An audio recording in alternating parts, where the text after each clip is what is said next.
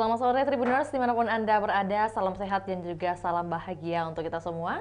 Jumpa lagi bersama saya Fiorina Jiretno dalam program Highlight Koran Tribun Timur, edisi Jumat 31 Januari 2025. Tentunya walaupun di akhir bulan Januari tetap ada informasi-informasi terbaru yang akan kami sajikan. Dan beberapa headline juga rubrik akan kami sajikan dalam edisi hari ini. Dan untuk itu Tribuners langsung saja di halaman utama kita sudah hadir beberapa informasi, salah satunya yang mungkin yang sudah diketahui oleh Tribuners mengenai istilah PPDB jadi SPMB. Dan kemudian zonasi jadi domisili. Tentu untuk lebih lengkapnya Tribuners bisa saksikan di layar kaca Anda saat ini, di mana untuk grafis atau juga informasi mengenai penerimaan murid baru dari masa ke masa, di mana era sebelum komputerisasi dilakukan secara manual di masing-masing sekolah. Kemudian calon siswa datang langsung ke sekolah untuk mendaftarkan diri. Berlanjut pada tahun 2000-an, awal era komputerisasi, pendaftaran lebih terstruktur dan lebih efisien. Tapi masih terbatas pada beberapa sekolah dan daerah tertentu saja, Tribuners. Lanjut, pada 2010 sudah ada istilah PPDB online, mulai diterapkan di beberapa kota besar seperti Jakarta dan juga Surabaya. Dan untuk mempermudah proses pendaftaran, mengurangi antrian di sekolah dan meningkatkan transparansi. Kemudian lanjut lagi di tahun 2017, kebijakan zonasi, Tribuners. Ada 3 poin, di mana bertujuan mendistribusikan siswa secara lebih merata berdasarkan wilayah tempat tinggal. Yang kedua, poinnya adalah mengurangi disparitas antara sekolah favorit dan non-favorit. Yang ketiga adalah mendekatkan siswa dengan sekolahnya. Nah, yang terbaru adalah jalur-jalur PPDB, di mana PPDB sendiri itu dimulai pada tahun 2010 untuk beberapa titik seperti Jakarta dan juga Surabaya, yakni hanya berlaku di kota-kota besar. Nah, untuk jalur PPDB ada beberapa jalur. Yang pertama adalah jalur zonasi, kemudian jalur prestasi, ada juga jalur afirmasi dan jalur perpindahan tugas. Nah, lebih lengkapnya bahwa Kemendikdasmen ubah sistem penerimaan murid baru. Dan aktivis sekolah bisa daftar jalur prestasi, di mana pemerintah melalui Kementerian Pendidikan Dasar dan Menengah resmi mengganti sistem penerimaan peserta didik baru menjadi sistem penerimaan murid baru pada tahun 2025. Menteri Pendidikan Dasar dan Menengah Abdul Mukti mengatakan pergantian ini bukan hanya perubahan nama, tapi juga perubahan dari sistem yang lama. Alasannya diganti kenapa?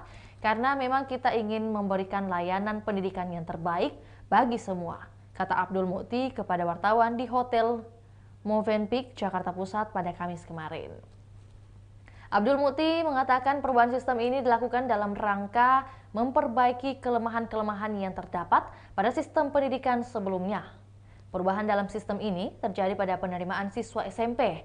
Pada sistem penerimaan murid yang baru, tersedia 4 jalur yang dapat dipilih siswa. Selain domisili, ada jalur afirmasi, mutasi, dan prestasi. Ketiga jalur lainnya tidak mengalami perubahan nama. Adapun pada tingkat SMA, sistem penerimaan murid baru akan dilakukan lintas kabupaten kota, sehingga penetapannya ada pada level provinsi. Nah, kemudian sistem domisili merupakan sistem yang selama ini dikenal dengan sebagai sistem zonasi. Tapi nantinya terdapat sejumlah penyesuaian dalam implementasi, sehingga bisa berbeda-beda tergantung daerah tempat tinggal murid. Dan kemudian jalur prestasi adalah jalur penerimaan murid baru yang dilakukan berdasarkan prestasi akademik dan non-akademik. Selanjutnya, jalur afirmasi diperuntukkan bagi penyandang disabilitas dan murid yang berasal dari kalangan masyarakat kurang mampu. Dan yang terakhir, jalur mutasi yang berkaitan dengan penugasan orang tua. Jalur ini juga termasuk kuota bagi anak para guru yang mengajar di sekolah tertentu. Terkait zonasi, Mukti menegaskan itu bukan hanya sekedar berganti nama, namun juga terdapat perubahan sistem, yaitu cara menghitung persentase murid yang diterima. Meskipun demikian, dia tidak merinci perihal jumlah persentase tersebut. Dia hanya memastikan penetapan persentase tersebut berdasarkan kajian kementerian terhadap PPDB. Jadi adanya pergantian istilah SPMB yang diganti dari PPDB, ini adalah evaluasi yang dilakukan secara terus-menerus. Ada juga informasi laporan on the spot Tribuners. Laporan ini berdasarkan laporan dari jurnalis Tribun Timur dari Takikawa yang ada di Jepang. Wah, anak muda enggan menikah, sekolah tutup karena tak punya siswa. Informasi ini datang dari Jepang, di mana Jepang sedang dilanda masalah depopulasi yang cukup serius. Jumlah penduduknya berkurang drastis sejak beberapa tahun terakhir. Penyebabnya ada banyak, namun masalah utama adalah pemuda atau usia dewasa enggan menikah dan memiliki anak. Kota Takikawa di prefektur Hokkaido, satu di antaranya yang sedang menghadapi masalah ini. Sejatinya, hampir semua kota besar hingga kota kecil di Jepang menghadapi masalah depopulasi. Khusus di kota Takikawa, sejak 30 tahun terakhir jumlah penduduknya berkurang sekira 29%, Tribuners. Namun data terakhir per Desember 2024, jumlah penduduk tersisa 36.582 jiwa saja. Bahkan, diprediksi 20 tahun ke depan jumlah penduduk diperkirakan akan tersisa hanya 25.318 jiwa. Dan data ini diungkap oleh Makoto Kamakuza, Divisi Perencanaan Departemen Urusan Umum Kota Takikawa. Makoto sebut saat ini rata pemuda dan atau usia dewasa di Jepang enggan untuk menikah.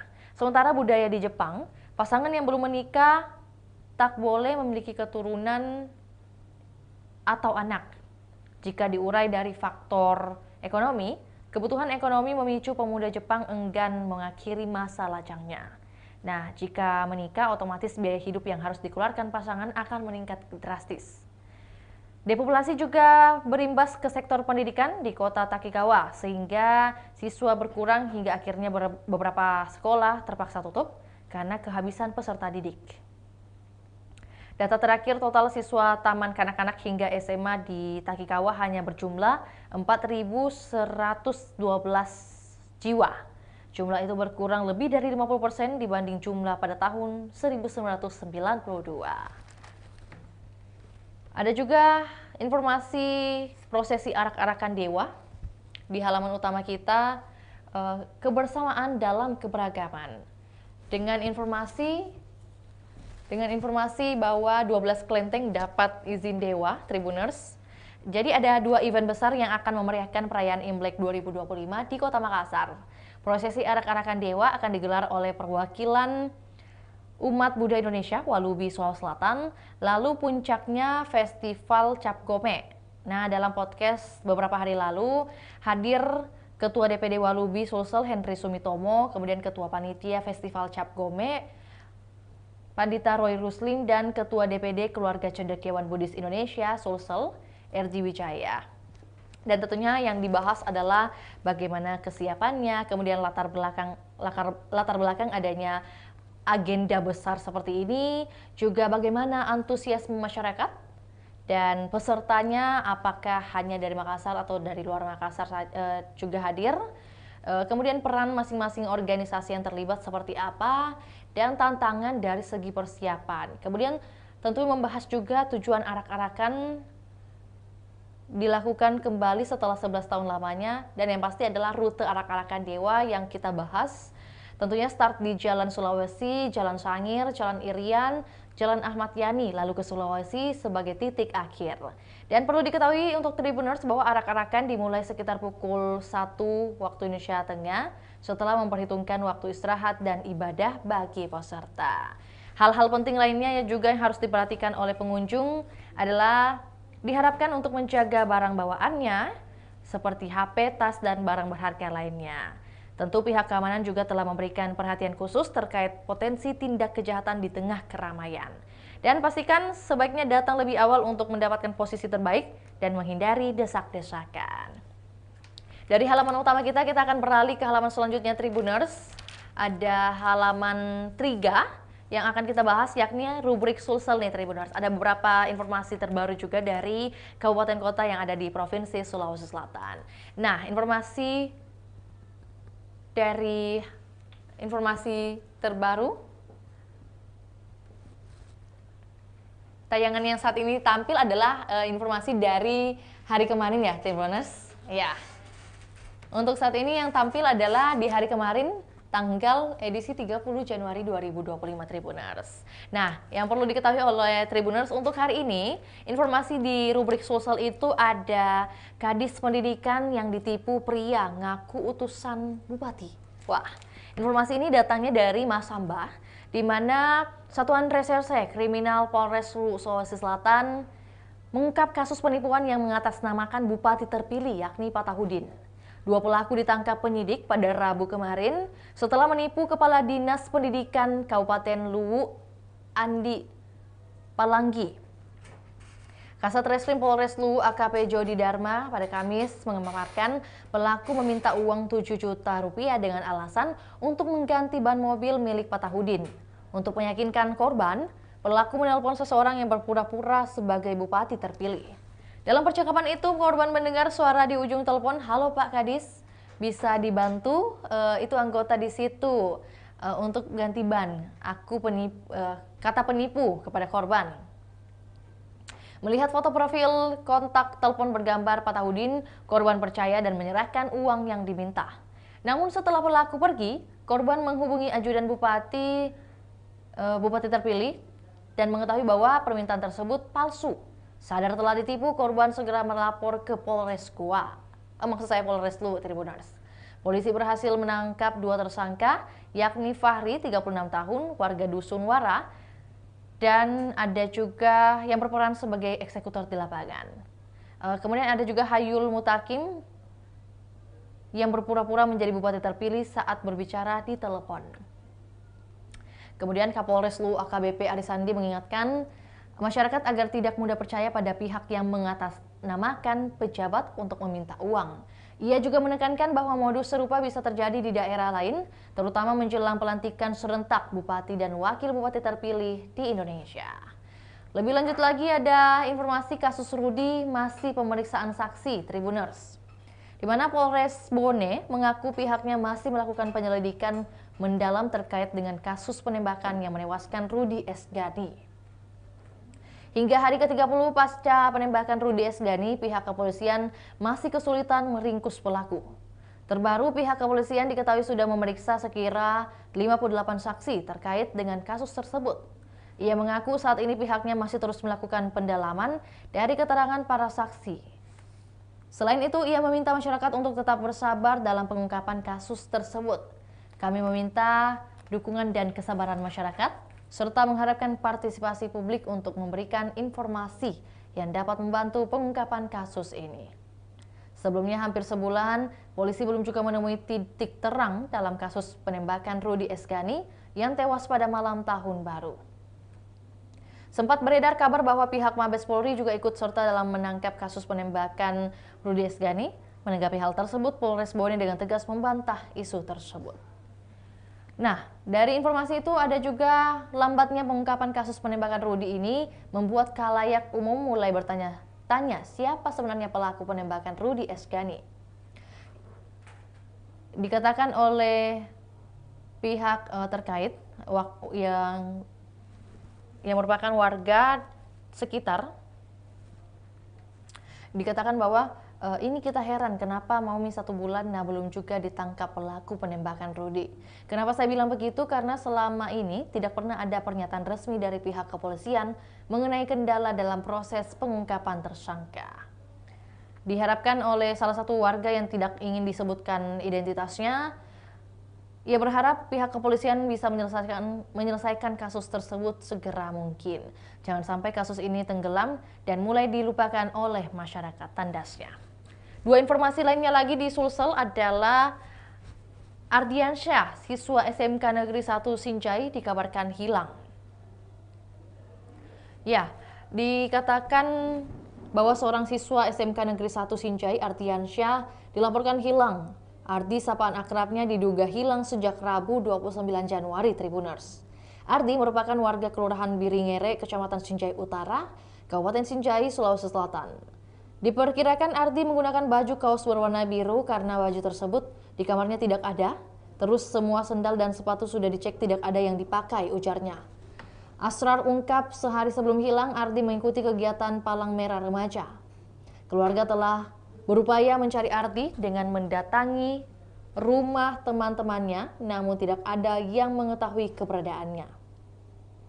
Asrar menyampaikan bahwa keluarga sangat cemas dan telah melaporkan kasus ini ke Polres Sinjai. Bagi siapapun yang mengetahui keberadaannya, keluarga korban memohon agar segera menghubungi nomor 081 944 530 800. Bisa Anda lihat untuk foto sosok Ardiansyah yang dikabarkan hilang, yang merupakan siswa SMK Negeri 1 Tribuners. Dan yang terakhir dari rubrik Sulsel ini ada informasi dari Kabupaten Maros, di mana anggaran perjalanan dinas Pemkab Maros tetap di angka 30 miliar rupiah. Ya, pemerintah Kabupaten Maros, Sulawesi Selatan mengalokasikan anggaran sebesar 30 miliar rupiah untuk perjalanan dinas tahun 2025. Anggaran ini tetap sama seperti tahun sebelumnya, di mana Sekretaris Daerah Maros Andi David Syamsuddin mengungkapkan bahwa anggaran perjalanan dinas untuk tahun 2025 tidak mengalami perubahan dibandingkan dengan tahun lalu, Tribuners. Terkait kebijakan pemangkasan anggaran yang dicanangkan oleh pemerintah pusat, Pemkab Maros mengaku belum mengambil langkah lebih lanjut. Namun jika pemangkasan anggaran resmi diberlakukan, maka Pemkab Maros telah menyiapkan sejumlah langkah seperti mengoptimalkan perjalanan dinas yang dianggap paling penting dan mengalihkan beberapa pertemuan menjadi daring. Dan rubrik terakhir yang akan kita bahas, Tribuners, yakni rubrik komunitas, ada di halaman 5, Tribuners. Ya, halaman 5 Tribuners, kali ini ada rubrik komunitas dan juga kampus yang akan kita bahas. Di halaman 5 ada informasi dari BKKBN yang siapkan 5 program, Tribuners, di mana Kepala BKKBN Sulawesi Selatan Sodikin yang berada di kiri bersama jajarannya berbincang dengan Wakil Pimpinan Redaksi Tribun Timur Ronald Ngantung dan tim bisnis di kantor Tribun Timur pada Kamis kemarin. Kepala BKKBN Sulsel Sodikin mengajak Tribun Timur untuk mengawal 5 program prioritas percepatan Kementerian Kependudukan dan Pembangunan Keluarga. Kepala BKKBN Sulsel Sodikin mengajak Tribun Timur untuk berkolaborasi dalam mengawal 5 program percepatan Quick Win. 5 program prioritas tersebut menjadi fokus utama kementerian di bawah kepemimpinan Menteri Kependudukan dan Pembangunan Keluarga WIHJ. Kunjungan ini disambut hangat oleh Wakil Pimpinan Redaksi Tribun Timur Ronald Ngantung. Kemudian juga hal ini bertujuan untuk memastikan bahwa setiap program dan kebijakan kementerian dapat tersosialisasikan dengan luas dan efektif kepada masyarakat.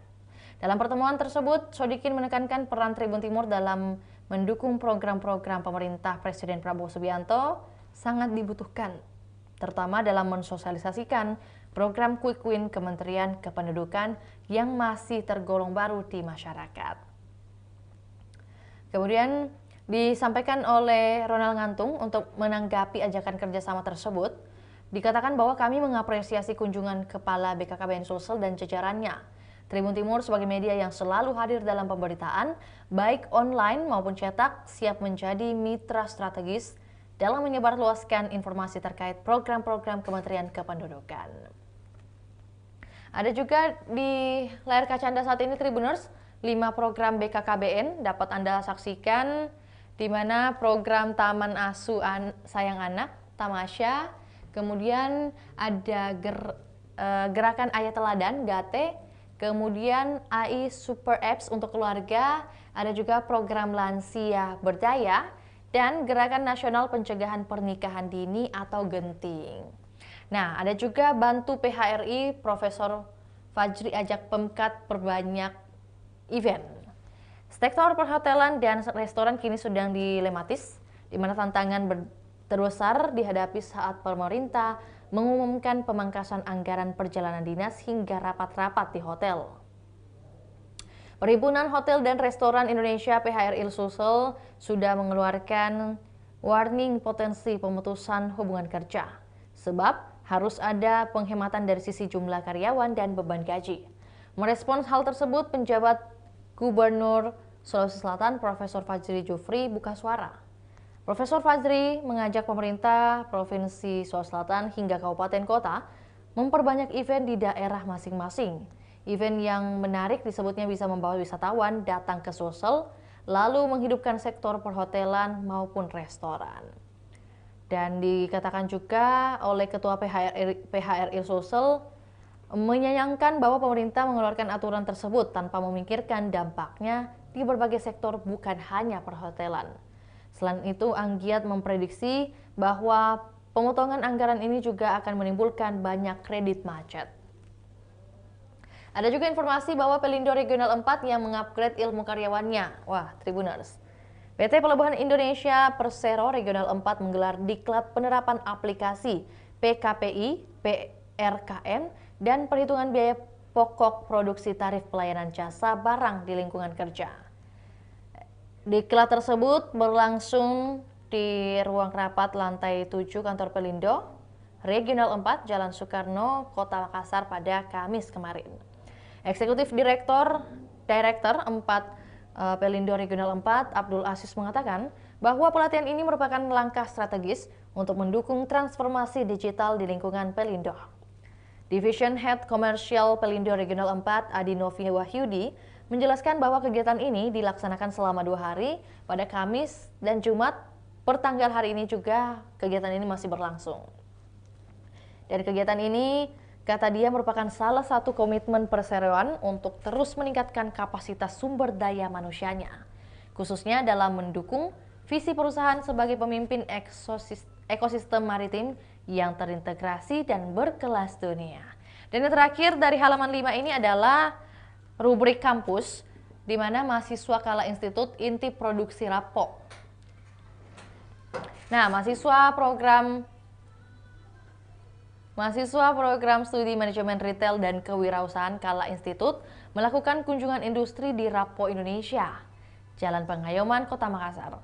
Kunjungan tersebut bertujuan untuk memperdalam pemahaman tentang sustainability dan pengelolaan limbah, Tribuners. Dalam kunjungan ini, mahasiswa menyaksikan langsung limbah plastik yang diolah menjadi produk inovatif yang berkualitas, sejalan dengan konsep ekonomi sirkular yang diusung Rapo Indonesia. Admin dan program Rapo, Trisna Elmadanti, menjelaskan bahwa kepedulian terhadap lingkungan menjadi pondasi utama berdirinya Rapo. Nah, Rapo mengembangkan usaha daur ulang plastik dengan memberdayakan perempuan-perempuan penjahit. Hasil pemasaran produk daur ulang Rapo juga mengalir kepada ibu-ibu rumah tangga yang terlibat dalam proses produksi. Selain belajar dari industri, mahasiswa juga mengikuti kuliah tamu di Wisma Kala, Kota Makassar. Kuliah tamu ini melibatkan insan Kala sebagai narasumber yang membahas seputar cara Kala membangun budaya keberlanjutan di lingkungan kerja hingga strategi pengelolaan limbah yang inovatif. Dan informasi ini juga sekaligus menutup perjumpaan kita, Tribuners, dalam edisi hari ini, Jumat 31 Januari 2025. Terima kasih untuk Tribuners tetap setia menyaksikan program kita setiap harinya, program reguler yang akan kami sajikan setiap harinya. Saya Fiorina Jeretno, mewakili kru yang bertugas pamit undur diri. Selamat sore dan sampai jumpa. Download Tribun X sekarang, menghadirkan lokal menjadi Indonesia.